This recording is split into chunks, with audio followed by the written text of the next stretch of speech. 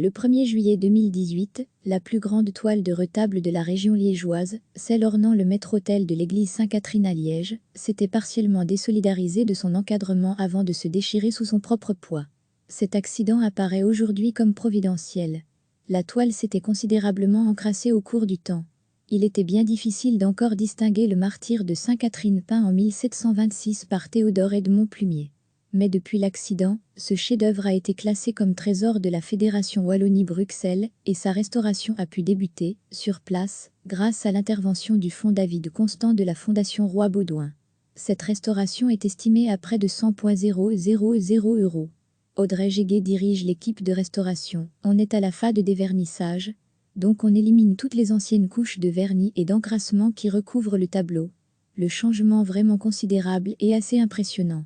Il y a énormément de personnes qui passent dans l'église pour voir le travail en cours et qui nous disent « Ah, mais c'est incroyable, j'ai toujours connu cette peinture toute noire ».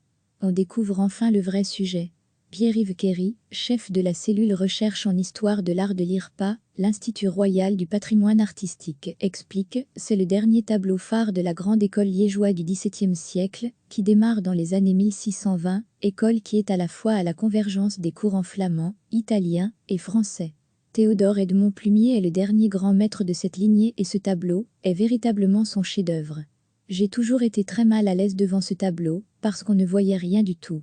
Moi, je n'étais même pas sûre du sujet, avant qu'on ne commence à le nettoyer tellement ce tableau était sale. Maintenant, ça fait 40 ans que j'étudie cette école liégeoise, je n'ai jamais vu un tel contraste entre les parties nettoyées et non nettoyées. Maintenant, on retrouve vraiment le tableau peint au début du XVIIIe siècle. C'est aussi le bien fondé du classement du tableau, en tant que trésor qui est aujourd'hui confirmé. Sophie Ballas est vice-présidente de la commission consultative du patrimoine culturel mobilier de la Fédération Wallonie-Bruxelles. On savait que c'était une œuvre importante de l'école liégeoise de peinture, et c'est vrai qu'on a un peu hésité à le classer, parce qu'on ne savait pas ce qu'il y avait sous cette couche de crasse. Des couches successives de vernis qui avaient jauni, qui s'étaient encrassées. Par chance, on a eu raison de le classer, parce que l'œuvre était là, intacte sous son vernis. On va pouvoir, grâce à la restauration, lui rendre sa splendeur, le lustre d'autrefois. C'est une œuvre qui est d'autant plus importante qu'elle se trouve encore sur son lieu d'origine en fait. L'église Sainte-Catherine est une église un peu particulière dans le patrimoine liégeois, parce qu'elle n'est pas isolée. C'est une église qui est maçonnée dans une rue, un peu comme les églises italiennes de l'époque baroque. Et le fait qu'elle ait encore son maître-autel d'origine, avec la très belle peinture de Plumier, c'est vraiment une plus-value, c'est un intérêt majeur pour le patrimoine liégeois.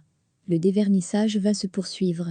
Audrey Jéguet détaille la suite. En plus des dégâts plus récents, c'est une toile qui a déjà été déchirée, rentoilée d'une deuxième toile, qui a déjà subi d'anciennes restaurations. Une fois qu'on aura fini le dévernissage, l'élimination des anciennes retouches, on va s'attaquer au traitement du support. Donc on va devoir déposer la toile à plat, ça va être un travail de longue haleine.